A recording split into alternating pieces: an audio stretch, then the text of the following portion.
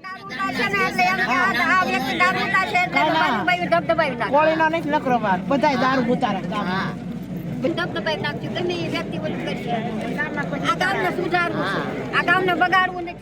બંધ કેમ નથી થતો અને આ નોટ બંધ ફડાકે થઈ જાય છે એ સરકાર બંધ કરી દેશે અને આ દારૂ બંધ કેમ નથી થતો એ અમારા ગામની ભાઈઓ બહેનોને અમારી ઈ વિનંતી છે। અમરેલીના બાબરાનું કલોરાણા ગામ ગઈકાલે રાતે ઊંઘ્યું નથી પણ જાગી ગયું છે। દારૂના રાક્ષસે જ્યારે ગામના 3 જુવાનિયાઓને ભરખી લીધા અને હસતા ખેલતા પરિવારોને પાયમાલ કરી નાખ્યા ત્યારે આખું ગામ બાપા સીતારામના ઓટે એકઠું થયું। આખા ગામે મળીને નિર્ણય લીધો કે આજ પછી કોઈએ દારૂ પીવો નહીં અને કોઈએ દારૂ વેચવો નહીં। બહાર ગામના લોકો જો ગામમાં દારૂ વેચવા આવશે તો તેની સામે કડક પગલાં લેવામાં આવશે।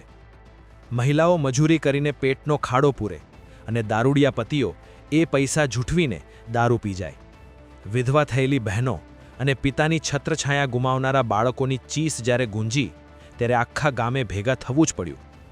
ગ્રામજનોએ પહેલાં પણ પોલીસને ઘણી રજૂઆતો કરી પણ દારૂ ખુલ્લેઆમ વેચાતા ગ્રામજનોએ જાતે જ આ દૂષણને જડબાતોડ જવાબ આપવાનું નક્કી કર્યું।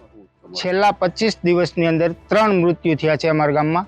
દારૂ પીવાથી ઘરકંકાસ થાય છે જેના કારણે 3 વ્યક્તિએ દવા પીને આત્મહત્યા કરેલી છે।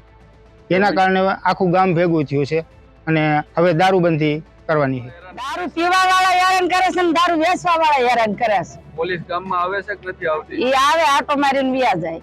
ગામ સમસ્ત નહીં પણ સરકારને છેલ્લી વખત અમે કહીએ છીએ કે 3 વખત રજૂઆત કરવા છતાં હજી કોઈ પણ જાતના પગલાં લેવાના નથી અને હવે નહીં થાય તો હવે ગાંધીનગર સુધી અમે જઈશું। આજથી કલોરાણામાં દારૂ પીવા કે વેચવા પર સજ્જડ પ્રતિબંધ। આ માત્ર એક મીટિંગ નથી પણ સરકાર અને તંત્ર સામે એક ખુલ્લો પડકાર છે કે જો તમે દારૂ બંધ નહીં કરાવો તો ગામની જનતા હવે કાયદો હાથમાં લેતા પણ ખચકાશે નહીં।